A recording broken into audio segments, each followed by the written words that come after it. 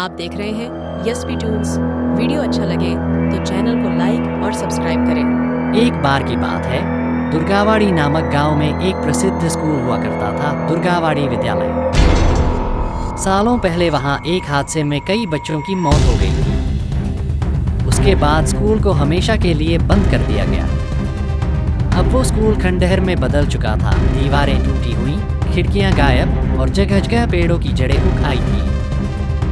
लेकिन गांव वालों का कहना था कि हर अमावस की रात उस स्कूल से तेज घंटियों की आवाजें आती थी, बच्चों के पढ़ने की गूंज और फिर दिल दहला देने वाली चीखें। गांव के लोग उस स्कूल की तरफ झांकते तक नहीं थे। एक दिन गांव में रहने वाली सरला की बहन गीता अपनी 3 बेटियों और उनकी एक दोस्त के साथ अचानक गांव पहुंच जाती है। अरे गीता, तूने बताया क्यों नहीं कि आ रही है?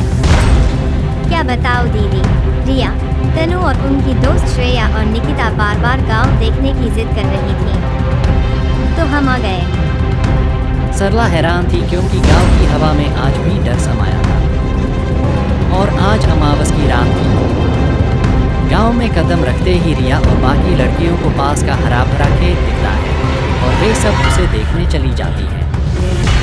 देखते ही देखते शाम हो जाती है और फिर रात। लेकिन लड़कियां अब तक घर वापस नहीं लौटी थीं। सरला और गीता परेशान हो जाती हैं। रात के 12 बजते ही आवाजें फिर आने लगती हैं। घड़ी में 12 बजते हैं और उसी खंडहर स्कूल से फिर वही आवाज गूंजती है। दुर्गावाड़ी विद्यालय के द्वार अब खुल चुके हैं। आओ बच्चों, शिक्षा लो और सोने के सिक्के पाओ। जल्दी आओ, हम सब तुम्हारा इंतजार कर रहे हैं। रिया, तनु, निकिता और श्रेया खेत से लौटते वक्त रास्ता भटक जाती हैं और उस आवाज को सुन लेती हैं। तनु, क्या गांव में स्कूल रात के 12 बजे लगता है? निकिता, शायद बच्चों को पढ़ाई के लिए लालच दिया जाता है। चलो देखते हैं। रिया, डरते हुए ये सही नहीं लग रहा। गांव एकदम सुनसान है।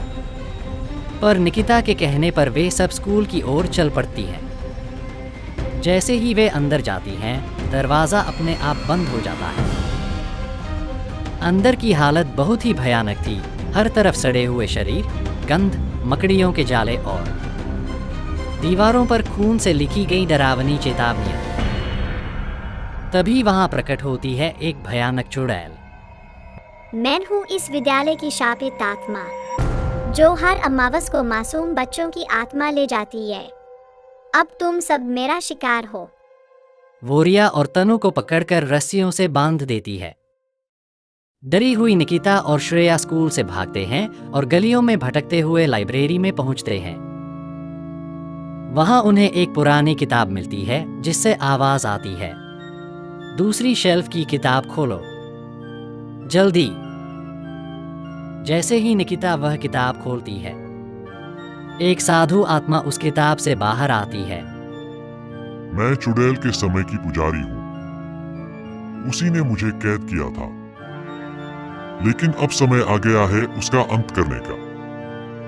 साध्वी रिया और तनु की तरफ बढ़ती हैं और चुड़ैल को चेतावनी देती हैं।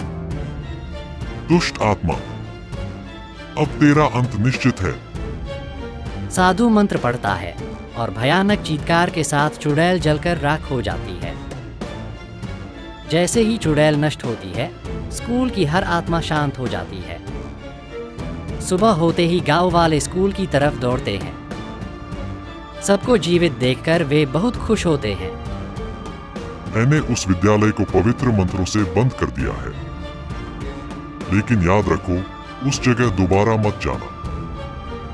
काली रातें फिर कुछ और ले न जाए।